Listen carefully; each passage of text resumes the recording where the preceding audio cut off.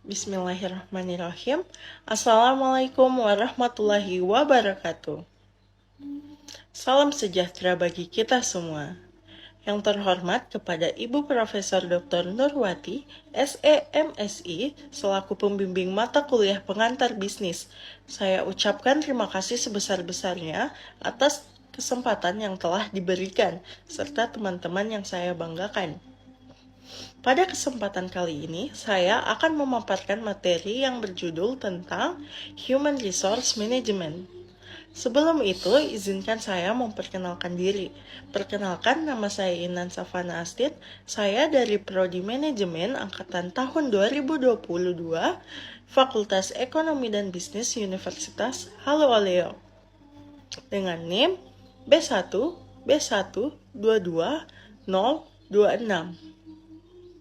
Seperti yang kita ketahui, pada mulanya orang mendirikan bisnis dalam bentuk kecil dengan beberapa orang karyawan.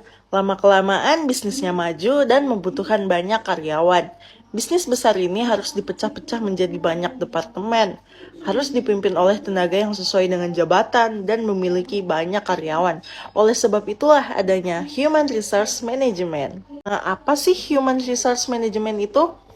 Dalam bahasa Indonesia, Human Resource Management adalah sumber daya manusia yang dapat diartikan sebagai suatu kegiatan merencanakan, mengarahkan, dan mengkoordinasikan semua pekerjaan yang menyangkut pegawai, mencari pegawai, melatih, atau mengorganisasikan dan melayani mereka. Fungsi dari Human Resource Management ini sendiri adalah yang pertama ada merencanakan kebutuhan staf, 2. Mencari dan merekrut karyawan, 3. Melatih dan mengembangkan, 4. Menilai performance, 5. Menetapkan kompensasi atau imbalan, 6. Menyesuaikan dengan perubahan-perubahan.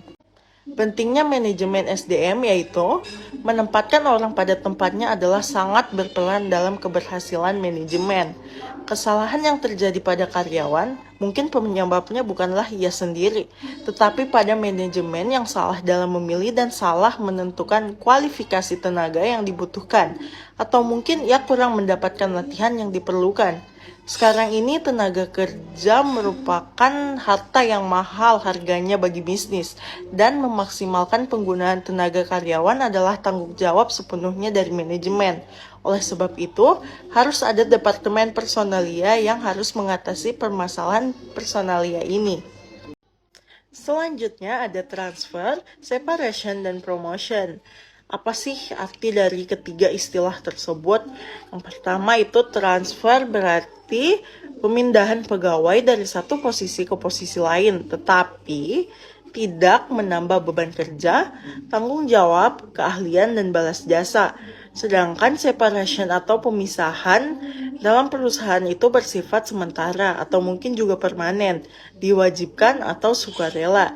Yang terakhir itu promotion yang berarti pemindahan karyawan ke posisi baru yang menyebabkan prestise dan tanggung jawabnya lebih besar.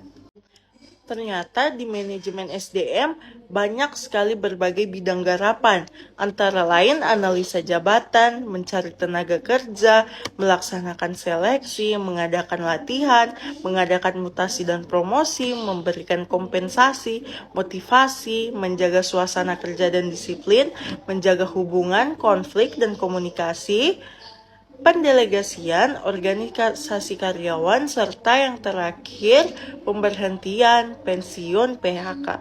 Dan tentunya masih banyak lagi.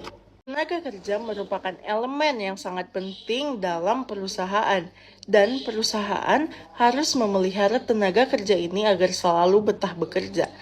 Cara memelihara tenaga kerja dan meningkatkan prestasi karyawan, banyak teori dikemukakan baik oleh aliran manajemen ilmiah yang dipelopori oleh Taylor ataupun manajemen perilaku.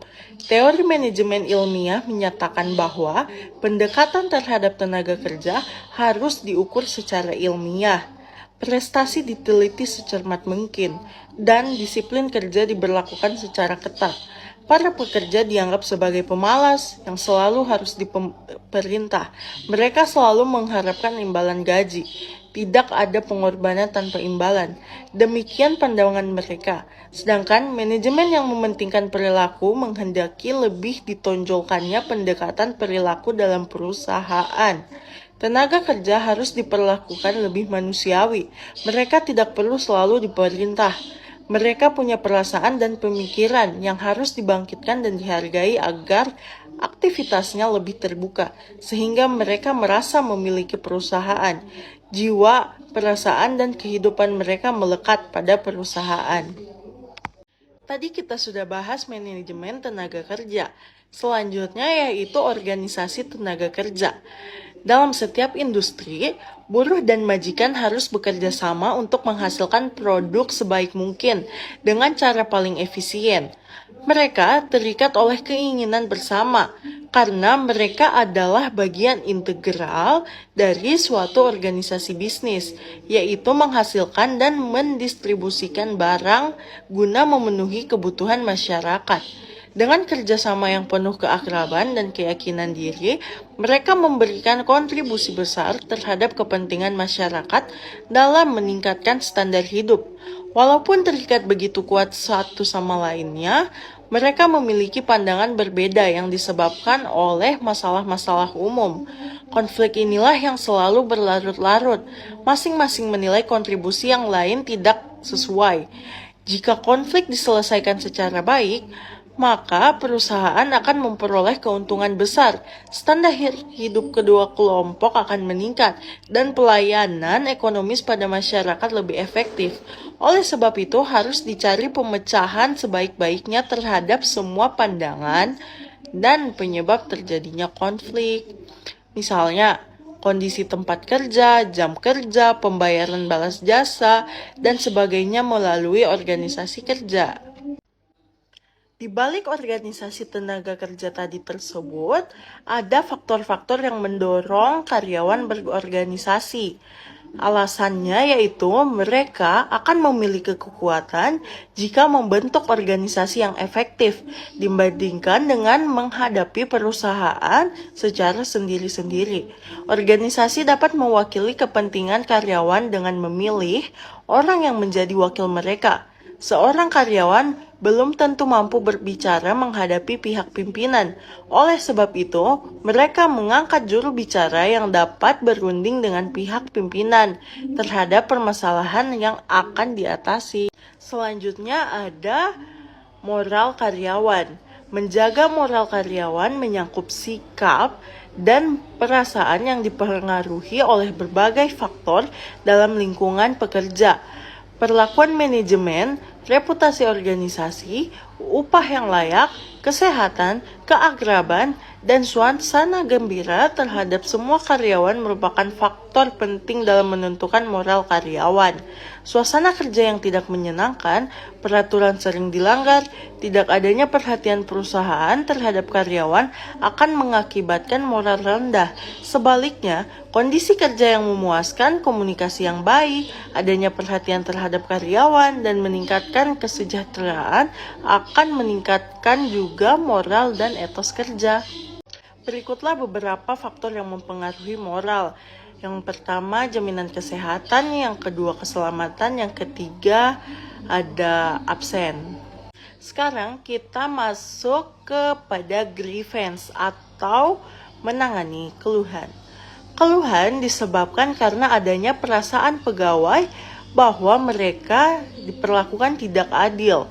Keluhan ini harus segera diatasi oleh manajemen. Keluhan ini mungkin ada di kelompok kecil karyawan atau pada individu.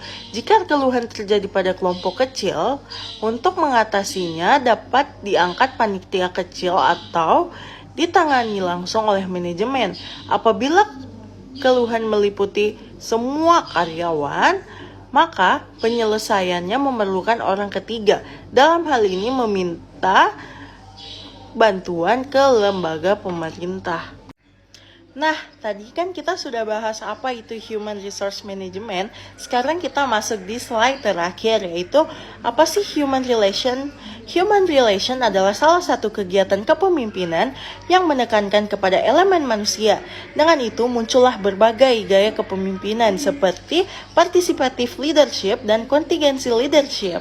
Kesimpulan yang bisa saya tarik dari seluruh pembahasan adalah manajemen sumber daya manusia merupakan perencanaan, pengorganisasian, pengkoordinasian, pelaksanaan, dan pengawasan terhadap pengadaan, pengembangan, pemberian balas jasa, pengintegrasian, pemeliharaan, dan pemisahan tenaga kerja dalam rangka mencapai tujuan organisasi.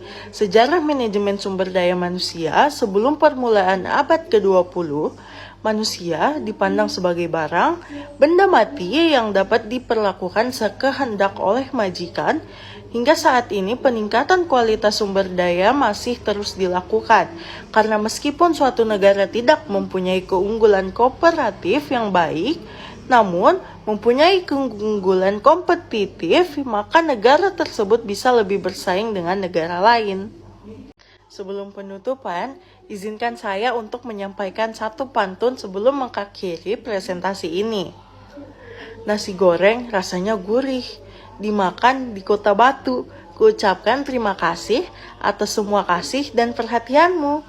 Demikian presentasi saya.